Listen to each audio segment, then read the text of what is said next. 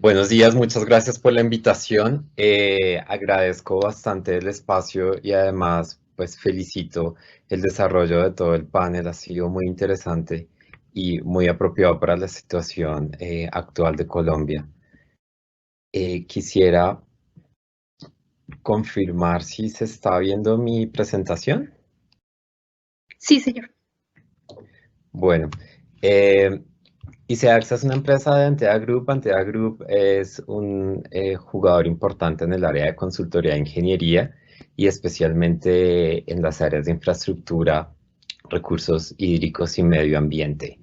Quería tratar de presentar dos temas aunados o entrelazados que tienen que ver con el manejo integrado de los recursos hídricos y con la función o digamos historia que ha tenido Colombia recientemente frente al desarrollo de la infraestructura. Ambos son sectores en los que Antea Group y SEAXA participa activamente y hay algunos detalles en los que vemos que hay buenas prácticas que se pueden potencializar eh, para mejor a futuro y que además pues son buenas enseñanzas para eh, los demás desarrollos de infraestructura que se quieran desarrollar tanto en Colombia como en el mundo.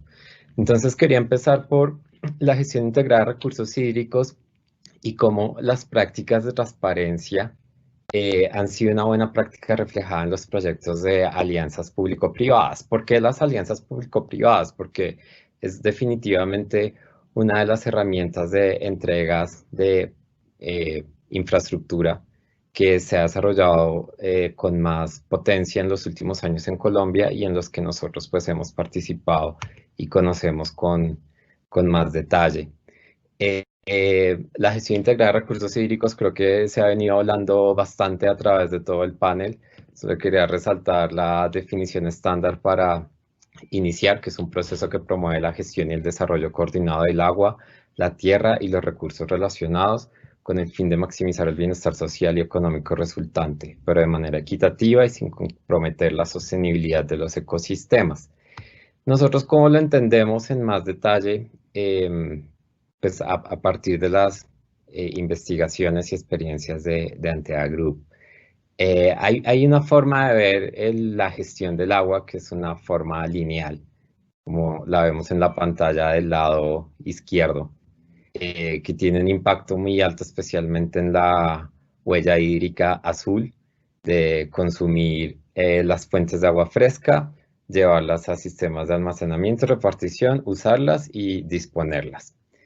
Y hay otra forma circular que es más apropiada al manejo integrado del recurso hídrico, en la que se tienen en cuenta tanto los medios naturales de reaprovisionamiento y los medios de utilización optimizados, tanto de tratamiento como de ahorro, y el papel antrópico, el papel del hombre en colaborar en esas dos funciones de reaprovisionar y de evitar el mal consumo, reducir y reusar el agua.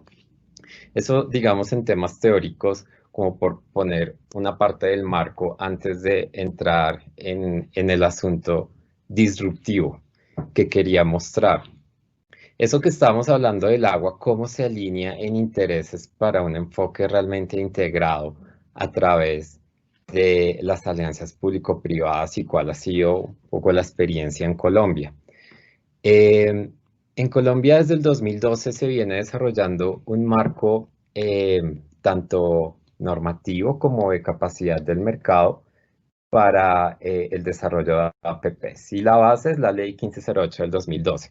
Las demostraciones, digamos, que hemos visto están especialmente reflejadas en la cuarta generación de concesiones que se empezó a adjudicar en el 2013 y la quinta generación de concesiones que se está promoviendo en este momento y es parte de los proyectos en los que participa ICEAXA. Esto, aunque es más conocido en carreteras, realmente cubre la mayor parte de concesiones de infraestructura en Colombia que se hayan desarrollado en estos años. Hay dos factores que aunque son un poco difíciles de interrelacionar al principio, vamos a ver que sí cuentan bastante en el objetivo de alinear intereses frente a un manejo pues más optimizado a recursos naturales y especialmente el agua.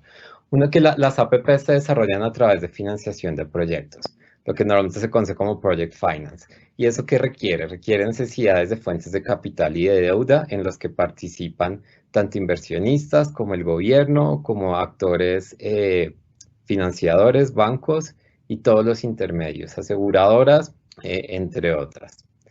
Y que el marco de 4G, cuarta generación y de quinta generación en Colombia, incluye unos mecanismos voluntarios de desempeño ambiental y transparencia que van más allá del cumplimiento normativo básico que ya en Colombia es bastante robusto, pero que trata de definir algunos espacios o de llenar algunos vacíos que podría generarse frente al cumplimiento ya no de la norma. Esos dos elementos voluntarios son los principios del Ecuador y los sistemas de reporte de transparencia de GRE, de Global Reporting Initiative. En la siguiente parte voy a tratar de explicar la conexión de ambos temas. Si nos vamos hacia el lado de Project Finance, eso se traduce en que los proyectos de APP tienen una estructura de transacción relativamente compleja con una participación importante del rol de inversionistas, bancos y todos los que aportan capital, tanto en forma de capital equity, recursos de deuda y todos los tipos de recursos intermedios que se pueden generar entre capital del tipo equity o las fuentes de deuda. Aquí solo quería pues, dar a entender lo complejo que es esa relación de interesados en los proyectos que puede llegar a suceder. Entonces, ¿qué pasa con esa búsqueda de capital? Que los riesgos de entorno influyen bastante. A los riesgos de entorno me refiero tanto a los temas ambientales como de comunidad y entre los temas ambientales, evidentemente, el manejo del recurso hídrico. Cuando los riesgos son muy altos, o el control y la gestión de esos riesgos no es muy apropiada, sobre el proyecto se presentan sobreplazos, sobrecostos, podrían haber daños reputacionales, podría ponerse en duda si el proyecto realmente tiene beneficios y generaría rechazos sociales. ¿Eso qué consecuencias tiene? Que los inversionistas, los que van a poner el dinero, las fuentes de capital, van a ser aversos a realmente invertir y si se consigue el capital y la deuda van a ser muy caros porque los riesgos son altos. Y en el otro escenario, si estos riesgos se controlan y hay una gestión fortalecida más allá del cumplimiento normativo, lo que sucede es que hay un control, hay un conocimiento claro de los beneficios, se generan sinergias y la comunidad y el entorno en general va a aceptar mejor el proyecto. ¿Cuál es la consecuencia? Los inversionistas van a estar más dispuestos a invertir, los riesgos son menores, por ende los costos de capital y deuda son más bajos, por ende los costos del proyecto van a ser más bajos y va a haber mejor probabilidad de cumplimiento tanto de plazos como de entrega de esa infraestructura pues más acorde con los planes iniciales. Las prácticas de transparencia que están incluidas en los proyectos de concesión en Colombia, como mencionaba antes, son los principios del Ecuador y los reportes GRE. Ponía aquí en la diapositiva de ejemplo que hay otros como CDP y Dow Jones, pero que no son condiciones, digamos, obligatorias de los contratos de concesión, pero GRE, para desarrollarlo un poco más, tiene unos módulos ambientales y dentro de esos módulos ambientales tiene los reportes de agua consumida y efluentes. Esto lo que obliga, o estos sistemas lo que obligan es que se impongan unos sistemas de gestión dentro de los proyectos que reporten cada tanto frecuentemente cuál es el desempeño del proyecto y lo hagan público. Eso es tan común. Eso es común, digamos, para los 4 ejemplos que estoy poniendo, GRE, Principios del Ecuador, CDP y el Índice de Sostenibilidad Dow Jones. Y cada uno puede tener un enfoque un poco distinto. Los principios del Ecuador están más hacia el mercado financiero, hacia bancos, reúne 105 instituciones bancarias en 38 países. El sistema GRI está más enfocado al general de compañías pues mercantiles y está extendido en más de 100 países. Esto, como mencionaba, es una condición obligatoria de los contratos de concesión en Colombia desde el 2012 y cómo está reflejado en los contratos. Hay una cláusula que dice que se tienen que adoptar tanto GRI como principios del Ecuador, y eso en la práctica a que ha llevado y concreto referente al agua, como hay que medirse y hay que reportar el desempeño y hacerlo público, pues eso ha hecho consciente que los actores que participan en estos proyectos miden la huella hídrica. Además, como los proyectos son a largo plazo, los contratos tienen marcos de 25 años, pues son datos que se reúnen año a año, se pueden medir, se puede actuar y se puede volver a medir pues, para evaluar los resultados de esas medidas. El largo plazo, digamos, favorece esa situación. Hay datos publicados, son visibles, las empresas son conscientes de lo que están haciendo y además el público puede pasar a consultarlo. Eso también genera una parte que es más retadora, es que teniendo los datos a mano, si se definen metas para reducir la huella hídrica, cómo hacerlo, pero en definitiva las empresas son conscientes de que tienen la información y lo pueden aprovechar. ¿Y qué tipo de sinergias se generan además con los cumplimientos normativos y otros pues, programas sociales y herramientas de gestión que ya de por sí se desarrollan en esos contratos? Entonces, un poco para concluir, reforzar que esas herramientas existen y están generando esos cambios. O sea, es visible que en los proyectos de infraestructura en Colombia se están estableciendo esas medidas voluntarias, hay mediciones de huella hídrica y en general es una buena transparencia, es una buena práctica frente a adopción de mecanismos sostenibles. ¿Qué puede necesitarse a futuro?